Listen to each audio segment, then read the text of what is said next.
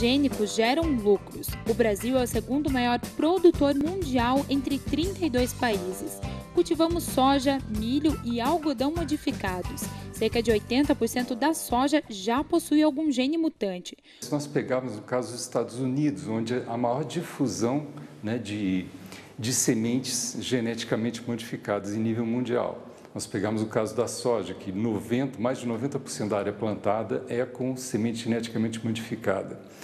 A taxa de crescimento dos custos operacionais, as maiores taxas foram justamente com sementes, enquanto que a produtividade permaneceu estável. Isso aconteceu também com o algodão, isso aconteceu com o milho também, todos são sementes geneticamente modificadas.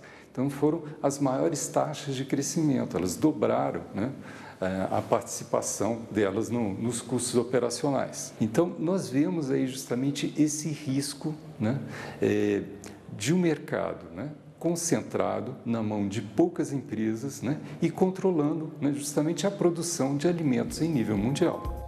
Mas vários países do mundo já proibiram a entrada destes. Isto porque não se tem ainda comprovações dos impactos que causam tanto na saúde humana quanto no meio ambiente. Eu não posso garantir para você que nunca vai se fazer um transgênico que possa fazer mal, entende? Conhecendo a natureza humana, e não tendo a capacidade de ver o futuro, eu não seria capaz de garantir isso, sabe?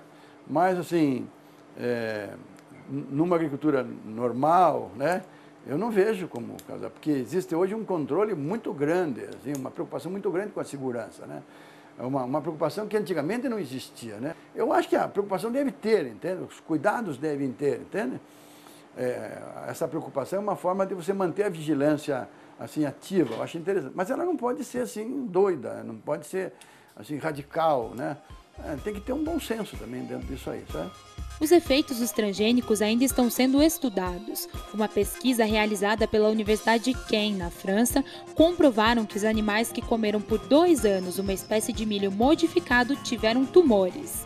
A transgenia, ela é uma tecnologia que precisa ser melhorada, precisa ser sempre explorada, é um campo em exploração, mas jamais colocá-la no meio ambiente para que cresça junto com outros organismos que a natureza levou bilhões de anos para poder estabilizar e fazer com que evoluíssem.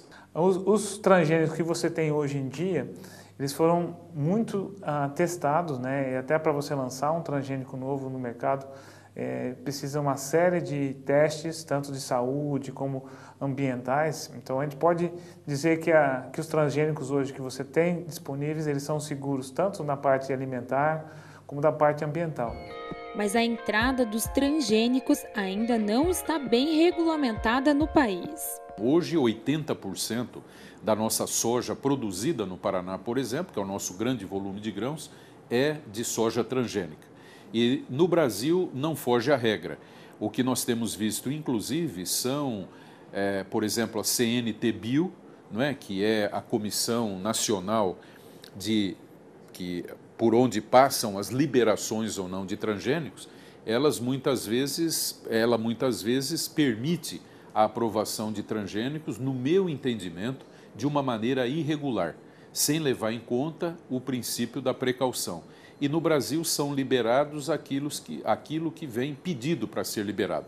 Nós já sabemos que liberaremos tipos de arroz, batata, feijão, e outros cereais e leguminosas dentro de alguns anos, porque é apenas uma questão de tempo, já que a CNT-Bio trabalha muito próxima, do ponto de vista da sua identidade, com as multinacionais de sementes e, naturalmente, aquelas que produzem transgênicos. Apesar da maior parte dos alimentos que saem dos campos brasileiros serem cultivados com métodos tradicionais ou através das técnicas de transgenia, algumas políticas públicas estão sendo implementadas na busca de fiscalizar os agrotóxicos e de uma agricultura mais sustentável.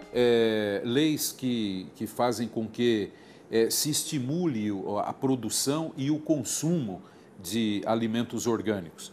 Uma outra lei que está em aprovação que é fazendo a inspeção periódica de pulverizadores de agrotóxico. Porque para jogar o veneno, às vezes se joga de avião, às vezes, na grande maioria, se joga com os pulverizadores.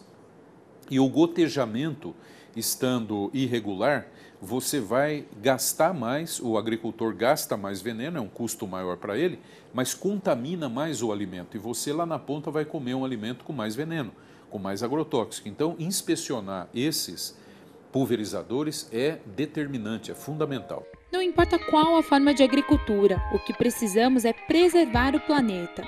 Este e outros programas você confere em nosso site ou canal do YouTube. Até o próximo Ciência!